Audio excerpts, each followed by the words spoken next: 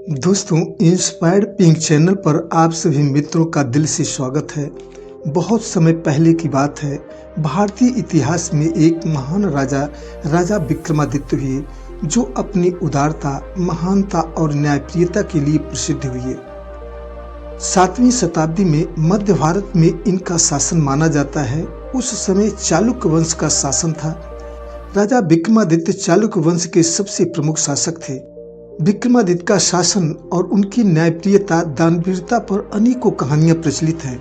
ऐसी ही आज उनकी दानवीरता पर एक कहानी का चरित्र चित्रण किया हुआ है। दोस्तों, उम्मीद करता हूं कि आप सभी को राजा विक्रमादित्य की ये कहानी बहुत पसंद आएगी, लेकिन कहानी को अंत तक सुनना।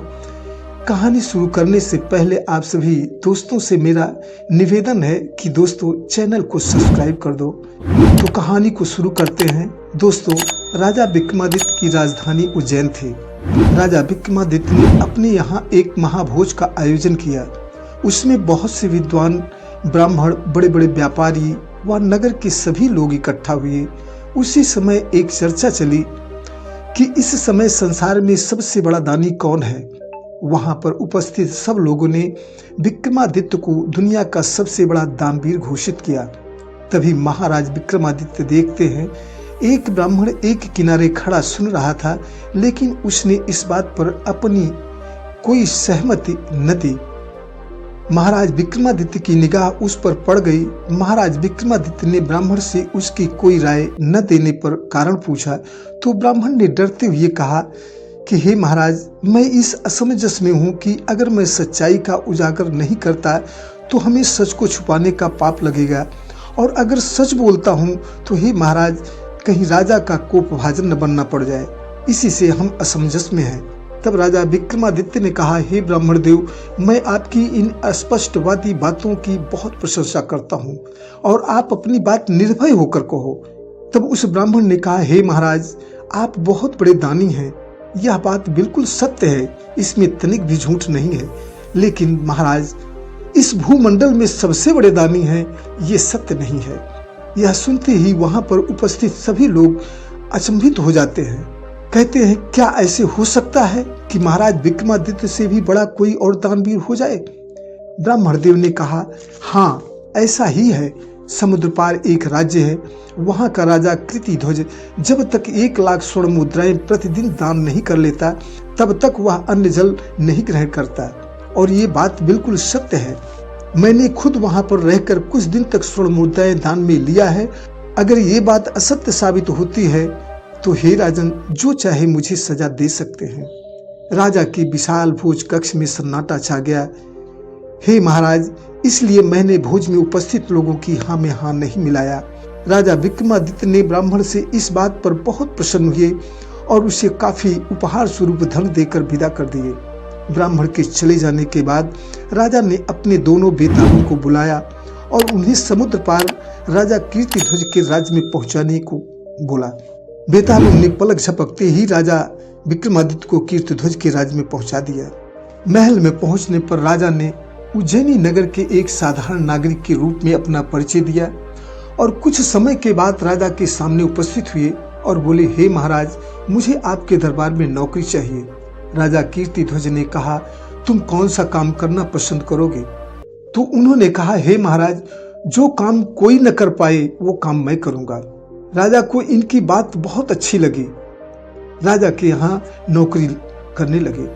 वे द्वारपाल के पद पर नियुक्त हो गए। वे रोज देखते हैं, राजा सचमुच प्रतिदिन जब तक 1 लाख स्वर्ण मुद्राएं दान नहीं कर लेता था, तब तक अन्न जल नहीं ग्रहण करता था। लेकिन उन्होंने यह भी देखा कि राजा कीर्तिध्वज रोज शाम को अकेला कहीं जाता है और जब लौटता है उसके हाथ में 1 लाख स्वर्ण मुद्राओं से भरी थैली होती थी। एक दिन शाम को राजा विक्रमादित्य ने छिपकर राजा कीर्तिध्वज के पीछे पीछे चल पड़े कि ये राजा रोज कहाँ जाता है। राजा विक्रमादित्य ने देखा कि कीर्तिध्वज समुद्र में स्नान करके एक मंदिर में जाता है। राजा विक्रमादित्य ने देखा कि कीर्तिध्वज समुद्र में स्नान किया और स्नान करने के बाद एक मंदिर में जाता है, एक मूर्ति की पूजा अर्चना करके खौलते हुए तेल की कड़ाही में कूद जाता है और उसका शरीर उसी में पूरी तरह जल जाता है। तब वहां पर कुछ योगिनियां आती हैं और उसके शरीर को नोच नोच कर खाती हैं और चली जाती हैं। उसके बाद उस प्रतिमा से एक देवी प्रकट होती है और अमृत की बूंदें डालकर कीर्ति ध्वज को फिर से जीवित कर देती हैं। अपने हाथ से 1,00,000 स्वर्ण मुद्राएं कीर्ति ध्वज की झोली में डाल देती हैं और कीर्ति ध्वज महल चला आता है।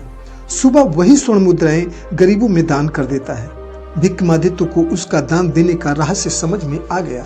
अगले दिन राजा कीर्ति ध्वज के स्वर्ण मुद्राएं मिल जाने के बाद जब कीर्ति ध्वज वहां से चला आया तो महाराज विक्रमादित्य समुद्र में स्नान किए और मंदिर में जाकर पूजा अर्चना किए और उसी कड़ाही में कूद गए। जब उनका शरीर जल भुन गया तो उनके शरीर को जोगिनियां नोच नोच कर खाती हैं। तब देवी प्रकट हुई और अमृत छिड़कर राजा विक्रमादित्य को जीवित कर देती हैं और देवी ने उन्हें 1,00,000 स्वर्ण मुद्राओं से भरी राजा को थैली देती हैं। राजा बोले, हे देवी, बस आपकी कृपा ही मेरे लिए सर्वोपरि है। लेकिन राजा फिर से इसी तरह नहा धोकर इस तरह 7 बार उन्होंने अपने शरीर को उसी कड़ाही में जलाया और 7 बार देवी ने उन्हें जीवित किया और उन्हें 1,00,000 स्वर्ण मुद्राएं देना चाहिए, लेकिन राजा ने स्वर्ण मुद्राएं लेने से मना कर दिए। तब देवी ने कहा, हे राजन, मैं तुम्हारी श्रद्धा और भक्ति से प्रसन्न हूँ, तुम्हें जो भी मांगना है मांग लो। राजा विक्रमादित्य इसी अवसर की ताक में थे। उन्होंने कहा, हे देवी, यदि आप मुझ पर प्रसन्न हैं तो वो स्वर्ण मुद्राओं की पूरी थैली मुझे दे दो। देवी ने वो स्वर्ण मुद्राओं से भरी पूरी थैली राजा विक्रमादित्य को दे देती है। उसी समय एक चमत्कार होता है। उस जगह से मंदिर और प्रतिमा सब कुछ गायब हो जाता है। अब दूर दूर तक केवल समुद्र ही दिखाई पड़ता है। दूसरे दिन जब राजा कीर्ति ध्वज वहां पर आता है तो वहां का नजारा देखकर उसके होश उड़ जाते हैं। वह बहुत निराश होता है। उसका वर्षों का दान देने का संकल्प टूट गया। वह महल लौट गया और अन्न जल त्याग देता है। उसका शरीर धीरे धीरे बिना अन्न जल के क्षीण होने लगता है। अब उसकी हालत बहुत ही खराब हो गई। वह मरणासन अवस्था में आ गया। तब राजा विक्रमादित्य राजा के पास गए और राजा विक्रमादित्य ने उससे इस हालत का कारण पूछा तो राजा विक्रमादित्य को उसने सारी बात सच सच बता दी। तब राजा विक्रमादित्य ने सोने के सिक्कों से भरी पूरी थैली राजा कीर्ति ध्वज को दे दिए। बोले, हे राजन, आपको प्रतिदिन के इस कष्ट को हम नहीं देख सके, इसलिए पूरी थैली हमने देवी से मांग लिया। हे राजन, मैंने आपसे कहा था ना कि जो काम कोई नहीं कर पाएगा वो मैं करूंगा। हे राजन, मैंने वो कर दिया। तब राजा कीर्ति ध्वज ने कहा, हे मान्यवर, आप कोई साधारण पुरुष नहीं लगते, आप अपना परिचय दीजिए। तब राजा विक्रमादित्य ने कहा, हे राजा, मैं उज्जैन नगरी का राजा राजा विक्रमादित्य हूँ। इतना सुनते ही राजा विक्रमादित्य को राजा ने गले से लगा लिए और बोले, हे महाराज, इस पूरे भूमंडल पर आपसे बड़ा कोई दानी नहीं है। आपने इतने कष्ट से प्राप्त की हुई स्वर्ण मुद्राओं से भरी पूरी थैली ऐसे मुझे दान में दे दिया जैसे यह कोई बहुत ही छोटी सी वस्तु थी। हे राजन, आपसे महान दानी कोई नहीं हो सकता। दोस्तों, ऐसे ऐसे महादानी इस धरा पर रहे हैं जिनकी बहुत ही कहानियां अमर हो गईं। दोस्तों, कहानी कैसी लगी जरूर बताना। चैनल को सब्सक्राइब कर देना। धन्यवाद।